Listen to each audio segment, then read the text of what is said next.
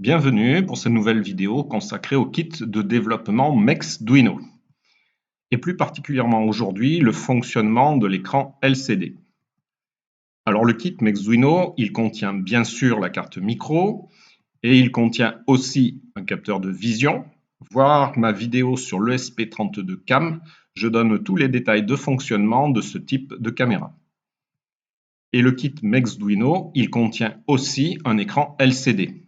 Eh bien, je vais profiter de cette vidéo pour donner les grands principes de fonctionnement et d'utilisation de ce type d'écran. Allez, on commence avec un peu de théorie, ça ne fait jamais de mal. Et notamment la définition de la lumière sous forme d'onde électromagnétique. Donc une variation d'un champ magnétique B et d'un champ électrique E. Les deux champs étant toujours perpendiculaires, on peut simplifier en n'en dessinant qu'un seul. Autre notion, la polarisation, c'est-à-dire l'orientation des oscillations. Ici, sur cette figure, on parle de polarisation verticale. Et bien sûr, si la variation est le long de l'axe horizontal, la polarisation est dite horizontale. Autre chose à signaler, c'est qu'une onde polarisée verticalement peut traverser une fenêtre verticale. Pour s'en convaincre, on peut visualiser une onde mécanique, comme par exemple l'ondulation d'une corde. J'en profite au passage pour vous montrer un simulateur qui est vraiment très pédagogique. Ici, j'ai lancé une animation d'une onde sur une corde, mais c'est loin d'être la seule animation possible. Regardez, c'est géant. On voit que c'est fait par l'Université du Colorado avec 1 milliard de simulations en physique, chimie, etc. Et puis on peut se dire, mais c'est bizarre, Colorado, et c'est en français. Oui, bah oui, ça a été traduit. Ça a été traduit en France par un prof de maths superbe, merci à lui. Et donc, on a accès à plein de choses, dont les simulations d'ondes. Alors ici, c'est une corde et je vais essayer de la faire osciller manuellement comme ça. Voilà, superbe. Alors c'est un peu pénible, je vais le faire automatiquement. Oscillation et donc on voit, eh bien, l'onde qui se propage. On peut augmenter son amplitude, on peut changer sa fréquence. Alors on voit qu'elle est amortie ici, on peut enlever de l'amortissement. Voilà, et je peux libérer l'extrémité, hein, pas d'extrémité. Et on voit une propagation d'ondes. On se dit, bah oui, là, ça va clairement de la gauche vers la droite. Je mets le ralenti quand même parce que si on y regarde de plus proche, eh bien la corde, donc la matière, ne se décale pas sur la droite en fait, hein. C'est simplement une oscillation du haut vers le bas. Pareil, n'importe quel endroit que l'on se trouve, hein, je suis sur le point vert ici, ça fait que monter et descendre. Et pour autant, si je suis dans le creux de la vague, là, imaginez un surfeur là, qui soit dans le creux de la vague, ben lui, il va se déplacer comme se déplacent eh bien, les photons dans une onde lumineuse, hein, les photons qui sont eh bien, des quantums d'énergie et qui vont se déplacer. Donc il y a déplacement d'énergie. Alors, avec cette analogie de corde, on voit bien que l'onde peut traverser une fenêtre. Et si on revient à la lumière, on ne parlera pas de fenêtre, mais de polariseur. Ici, il est placé dans le bon sens, celui du passage de l'onde. Mais si l'onde avait une polarisation différente, par exemple horizontale comme ici à droite, on voit qu'elle ne pourrait pas passer au travers du polariseur. En conclusion, un polariseur permet de laisser passer uniquement une polarisation particulière d'une onde lumineuse quelconque. Et si une lumière polarisée est appliquée à un polariseur d'orientation différente, elle ne le traverse pas. Aucune lumière n'est alors transmise, faisons l'expérience en vrai. On parle ici d'une lampe LED qui émet donc une lumière non polarisée. Si on place devant un polariseur linéaire, la lumière traverse. Elle traverse aussi si on met un autre polariseur dans le même sens. Par contre, si on tourne ce polariseur, cette fois, la lumière ne passe plus. Magique, non? Alors, pour être honnête, cette expérience, je l'ai repris d'une vidéo que je vous invite à regarder. Et même pas que cette vidéo, toute cette chaîne est dédiée à la science et c'est très intéressant. Allez, revenons à notre écran et regardons comment fonctionne l'élément essentiel, à savoir les cristaux liquides. Alors, de façon générale, dans une matière, lorsque les molécules sont liées et arrangées périodiquement, on parle de structure cristalline.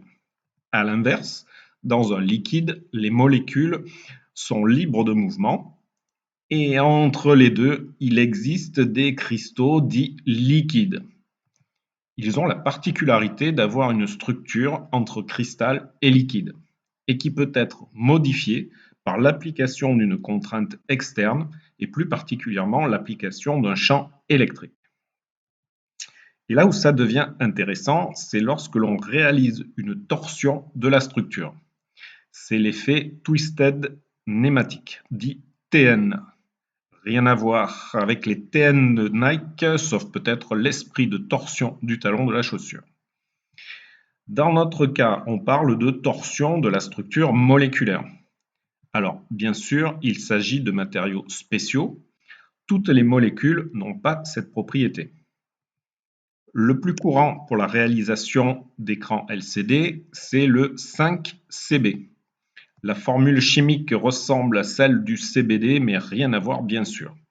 La molécule du 5CB, elle est tout en longueur. Et c'est un produit qui est liquide à température ambiante, vendu dans des petites fioles. Alors pourquoi je parle de tout ça? Eh bien, parce qu'un cristal liquide, ça modifie la polarisation d'un flux lumineux.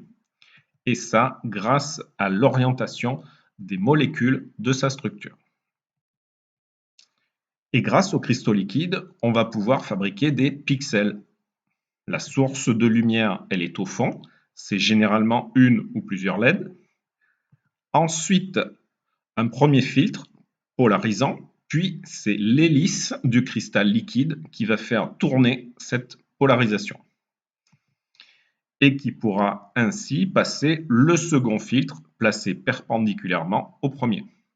Le pixel est donc allumé.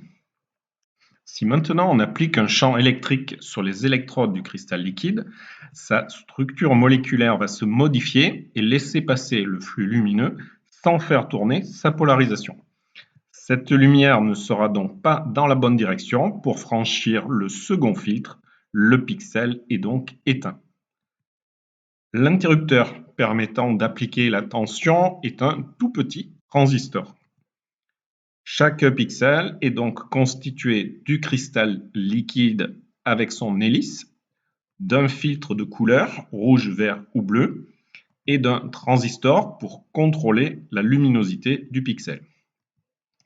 Le transistor, c'est un transistor à effet de champ, un peu dans l'esprit d'un classique MOSFET, mais ici avec une structure inversée. La gate est placée au-dessous en contact avec le substrat. Ce transistor est appelé TFT, ça veut dire transistor à couche mince, même très très mince.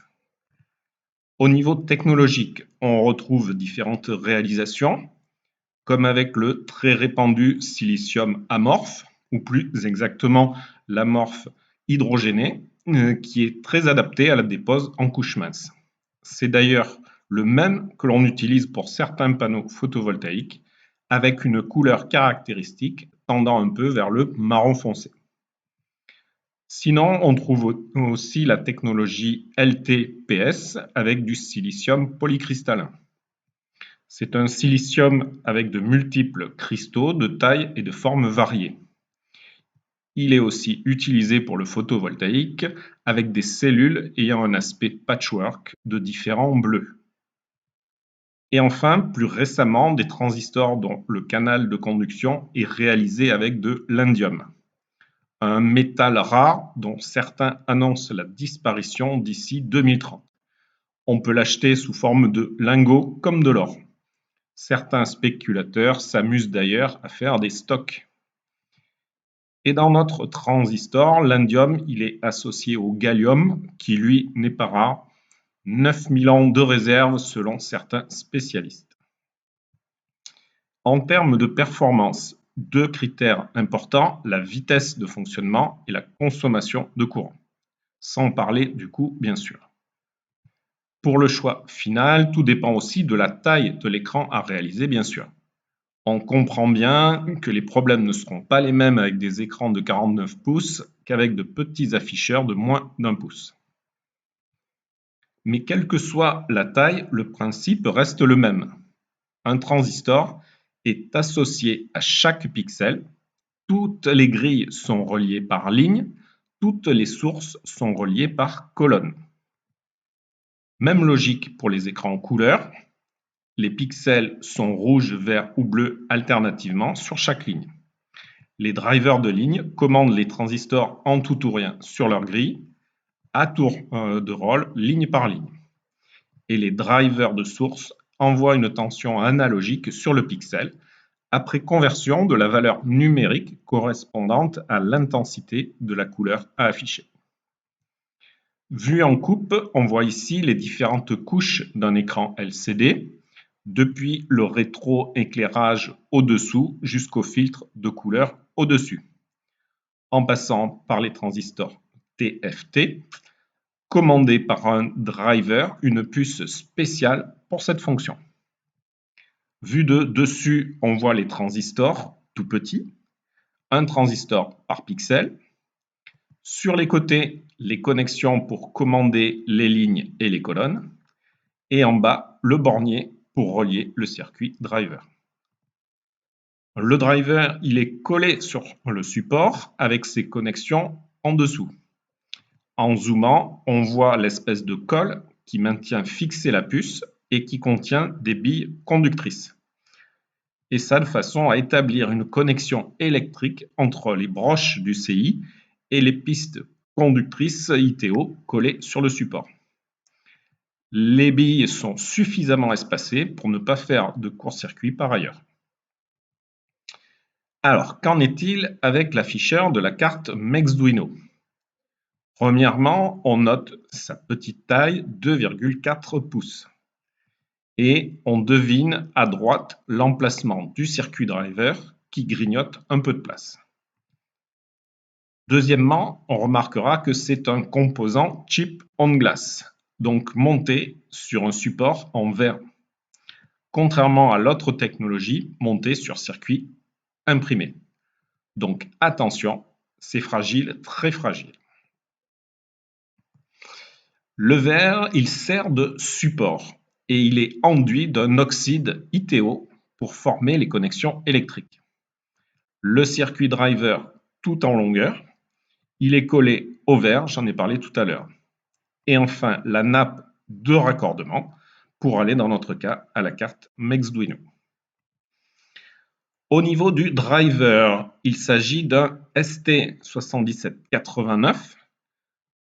Il peut contrôler 720 lignes de source et 320 lignes de gate, donc plus de 230 000 transistors.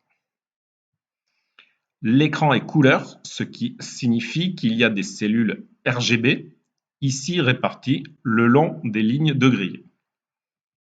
À y regarder de plus près, les lignes de source sont disposées horizontalement quand on regarde l'écran. D'autre part, il faut 3 éléments RGB pour former ce qui est appelé un pixel dans la documentation. En faisant un calcul tout bête, la définition de cet écran est de 240 lignes par 320 colonnes. Quand on regarde les pins du driver, il y en a plus d'1 millier et elles sont minuscules, 14 microns de large. On voit ici les 320 commandes de gate et les 720 commandes de source. Sur la datasheet, on voit même les niveaux de tension appliqués, variables entre 6 et moins 5 volts. Pour les gates, c'est tout ou rien, positif ou négatif. Toujours sur la datasheet, on retrouve bien la résolution RGB 240 par 320. Et on voit aussi que chaque couleur de pixels peut être codée sur 12, 16 ou 18 bits. Avec un RGB 666, donc 18 bits, Un pixel peut prendre plus de 260 000 couleurs différentes. Mais pour sauvegarder le contenu d'une seule image, il faut plus de 1,3 mégaoctets. Et si on regarde sur le schéma interne du driver, on retrouve tout naturellement cette mémoire. Les valeurs numériques stockées sont ensuite converties en analogique pour être envoyées sur les 720 lignes des sources des transistors. On remarquera au passage une correction des valeurs en fonction de la sensibilité de l'œil. Un séquenceur au milieu pour synchroniser les lignes et les colonnes. Et en bas, le circuit d'interface pour se raccorder à un microcontrôleur, avec différents protocoles possibles, sélectionnables à partir de 4 broches nommées IM. C'est mal documenté, mais pour la suite, on considérera une liaison série type SPI. Bon, alors au niveau pratique, avec notre kit, on n'a pas besoin de réfléchir. Il suffit de brancher le connecteur. Le driver, il est au-dessus sur le côté, à peine visible, ce qui fait perdre un tout petit peu de surface à l'écran. Une fois raccordé, rien de plus à faire, on est prêt à programmer. Attention, tout va se passer dans le K210. Le SP32, il n'est pas du tout relié à l'écran. J'en parlerai plus en détail prochainement, mais d'ores et déjà, on peut dire que l'on peut programmer notre K210 en C++. Dans ce cas, il existe une librairie directement fournie par le fabricant pour utiliser l'écran LCD. Si on ouvre le fichier sciped st7789.h, on remarque 2 autres include, dont un pour la gestion du bus SPI normal. L'écran LCD est raccordé physiquement avec ce type de liaison. On voit aussi la définition de couleur sur 16 bits. On trouve aussi la définition de fonction pour tracer différentes choses à l'écran. Ou plutôt, je devrais dire méthode au lieu de fonction, car celles-ci sont associées à un objet, et c'est cet objet que l'on manipulera dans le programme. Il devra être au préalable créé comme une instance de la classe sciped.st7989, 77,89, c'est pas facile à dire, classe qui elle-même est une classe fille de la classe Adafruit GFX et qui contient elle aussi des fonctions graphiques. Et ce n'est pas tout. On voit aussi un include lcd.h qui lui aussi contient encore d'autres fonctions. Vraiment, on n'a que l'embarras du choix. Allez, voici quelques exemples. Je vous laisse faire pause sur la vidéo. Normalement, tout est explicité. Et pour le cas 210, on n'est pas obligé de programmer en C++. D'ailleurs, pour faire des calculs d'IA, c'est plus pratique de travailler en Python, avec un système d'exploitation Linux ou Windows au choix. Alors, j'ai dit Python, mais en vrai, c'est MicroPython. Et on voit que parmi les modules préinstallés, on trouve des classiques du Python, mais aussi des modules spécifiques à la carte, comme ici le LCD.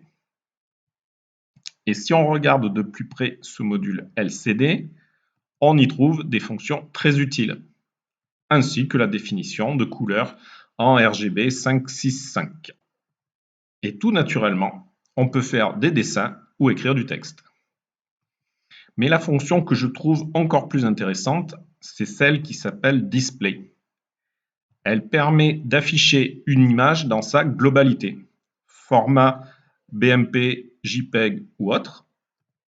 Et en plus, avec les objets images, on a des fonctions pour écrire du texte ou dessiner.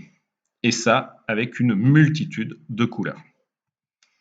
Et le rendu est magnifique, comme dirait Christina. Allez, vous savez tout ou presque, je vous dis à bientôt pour la suite.